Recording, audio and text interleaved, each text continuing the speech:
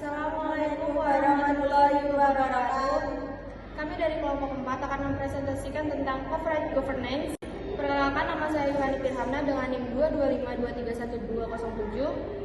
Saya Aprilia dengan NIM 225231208. Saya Nadia Humetawati dengan NIM 225231209. Video ini dibuat untuk memenuhi tugas dosen pengampu Pak Yulfan Anurrahman SNM dengan mata kuliah Manajemen Keuangan.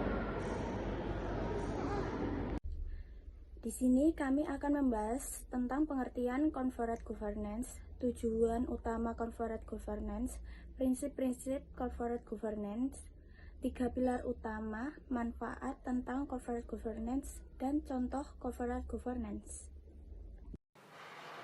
Corporate governance dapat didefinisikan sebagai susunan aturan yang menentukan hubungan antara pemegang saham, manajer, kreditor, pemerintah, karyawan, dan stakeholder internal dan eksternal yang lain sesuai dengan hak dan tanggung jawabnya.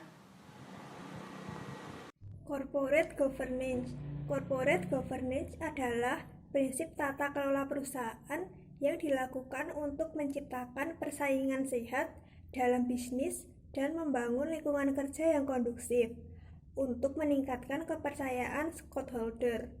Penerapan corporate governance dalam perusahaan sendiri bukan termasuk aturan hukum yang mengikat. Namun, corporate governance adalah suatu etika yang perlu diterapkan setiap perusahaan agar mampu menjalankan bisnis dengan baik.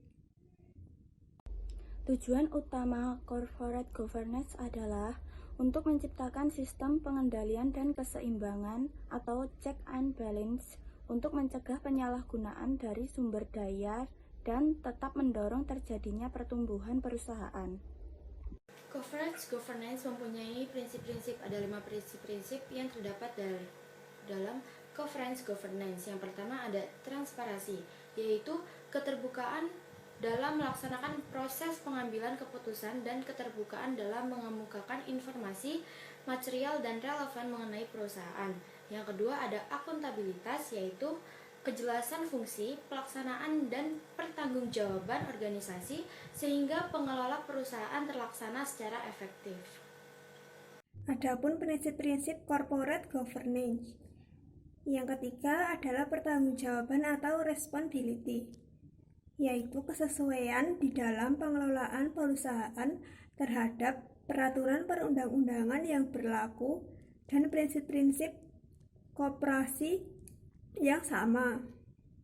Yang keempat ada kemandirian atau independen, yaitu suatu keadaan di mana perusahaan dikelola secara profesional tanpa benturan kepentingan dan pengaruh atau tekanan dari pihak manapun yang tidak sesuai dengan peraturan perundang-undangan yang berlaku dan prinsip-prinsip korporasi yang sehat.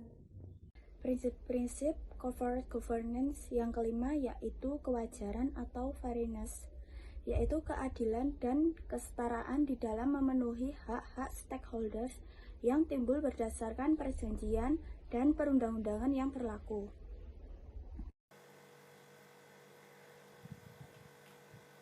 Adapun 3 pilar utama yang mendasari good corporate governance sebagai berikut.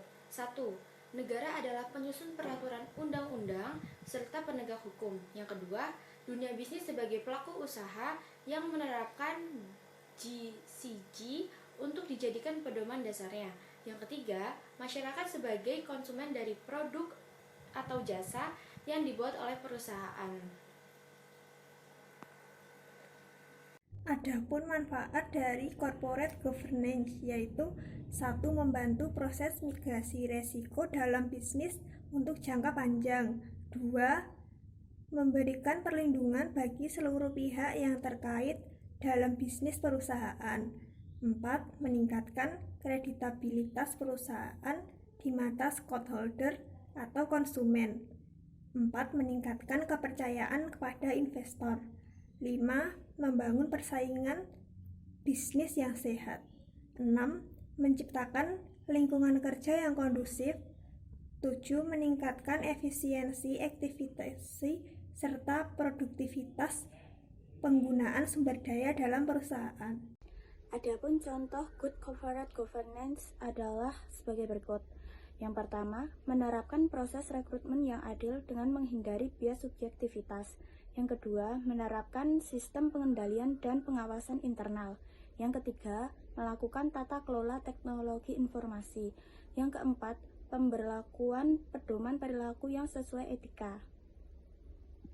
Sekian presentasi dari kelompok kami. Wassalamualaikum warahmatullahi wabarakatuh.